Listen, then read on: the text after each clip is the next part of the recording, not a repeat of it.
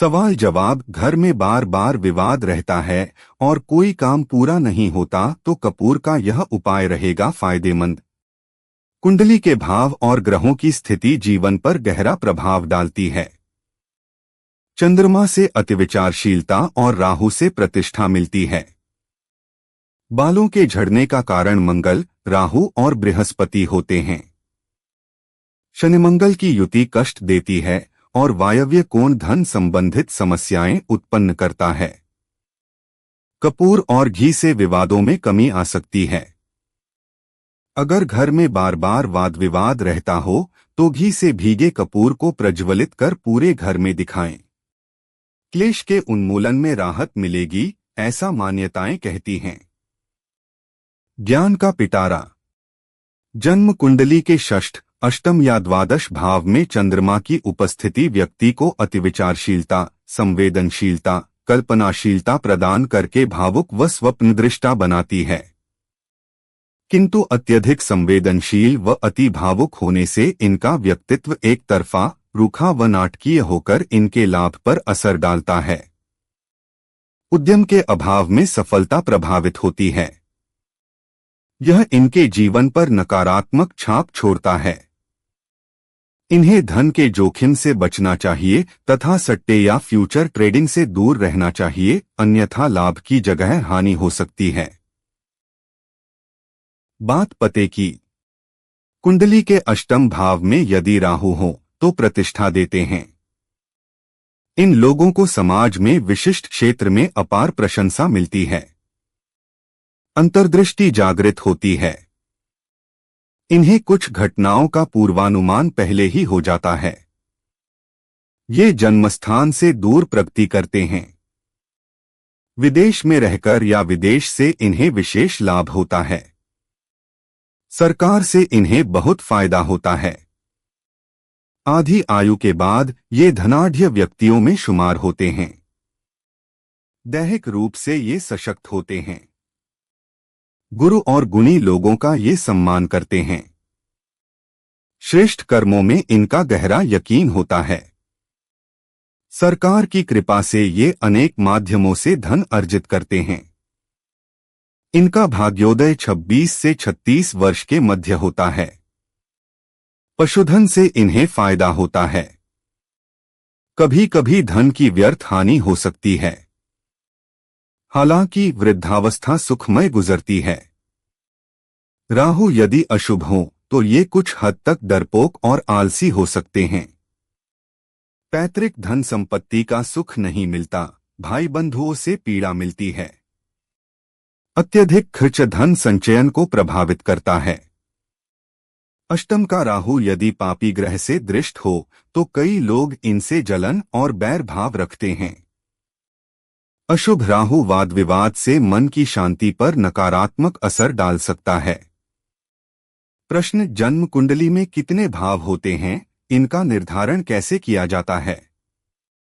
विकास खत्री।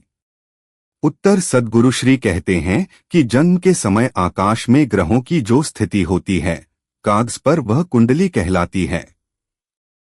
जन्म तिथि, जन्म समय और जन्म स्थान की सहायता से जन्म कुंडली बनाई जाती है। इसमें कुल 12 भाव होते हैं जो जीवन के 12 आयामों को दर्शाते हैं। प्रत्येक भाव एक राशि से संबंधित होता है जिससे उस भाव की प्रकृति परिलक्षित होती है। इष्टकाल में जो राशि पूर्व क्षितिज में होती है वो लग्न यानी प्रथम भाव कहलाती हैं।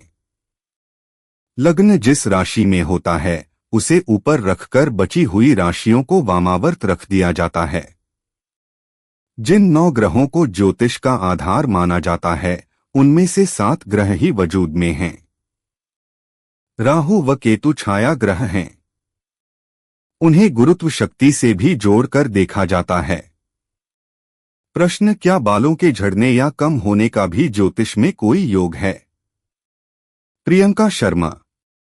उत्तर, सद्गुरु श्री कहते हैं कि बालों की लंबाई और घनेपन का सीधा रिश्ता मंगल, बृहस्पति और राहु से है। मंगल खराब होने से बालों की लंबाई के साथ ही घनापन भी कम होने लगता है। राहु और बृहस्पति के प्रतिकूल होने से केश झड़ने लगते हैं। गिरता बाल कुंडली में मंगल दोष का कारक है। यह गृह क्लेश और मानसिक अशांति का भी संकेत देते हैं। असंतुलित राहु केवल बालों को ही प्रभावित नहीं करता, बल्कि निजी जीवन में भी उथल-पुथल मचाए रखता है। बालों की स्थिति व्यक्ति की मानसिक परिस्थितियों के साथ वैवाहिक जीवन का भी दर्पण होती है। इससे व्यक्ति के मिजाज और कैफियत की भी खबर मिलती है। प्रश्न: अगर शनि और मंगल की युति सप्तम भाव में हो तो यह शुभ है या अशुभ? श्रुति ओसवाल। उत्तर: सद्गुरु श्री कहते हैं कि शनि व मंगल परस्पर शत्रु हैं। यह युति शुभ होने पर समस्त सुख प्रदान करती है, पर अशुभ होने पर अप्रिय परिणाम देती है।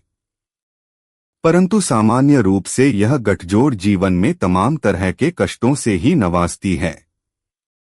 यह युति जिस भी भाव में हो, भावजन्य फलों की क्षति करती है और स्थायित्व तथा उन्नति से भी वंचित रखती है। अन्य ग्रहों की उत्तम स्थिति होने पर कम से कम 36वें वर्ष तक तनाव का सृजन तो करती ही है, साथ ही भविष्य में पैरालिसिस जैसे विकार भी फन काढ़े घात लगाए रहते हैं। जीवन साथी को स्वास्थ्य कष्ट व उससे विवाद बना रहता है, पर शनिदेव तुरंत संबंध विच्छेद नहीं होने देते। सरकारी नौकरी बमुश्किल ही मिल पाती है। इन्हें उच्च पद प्रतिष्ठा प्राप्ति में भी रुकावटें झेलनी पड़ती हैं। प्रश्न: क्या वायव्य कोण में रखने से धन बढ़ता है? विनीता नारंग। उत्तर: सद्गुरु श्री कहते हैं, नहीं, कदापि नहीं। पश्चिम और उत्तर के बीच की दिशा जो वायव्य कहलाती हैं, वहां यदि रुपए पैसे रखे हों तो आमदनी अठन्नी और खर्च रुपया जैसे हालात होते हैं। इनका बजट सदैव गड़बड़ाया सा रहता है। अकारण व्यय और ऋण से ये लोग सदैव दुखी रहते हैं। अगर आप भी सद्गुरु स्वामी आनंद जी से अपने सवालों के जवाब जानना चाहते हैं या किसी समस्या का समाधान चाहते हैं तो अपनी जन्मतिथि, जन्म समय और जन्म स्थान के साथ अपना सवाल saddgurshre@gmail.com पर मेल कर सकते हैं।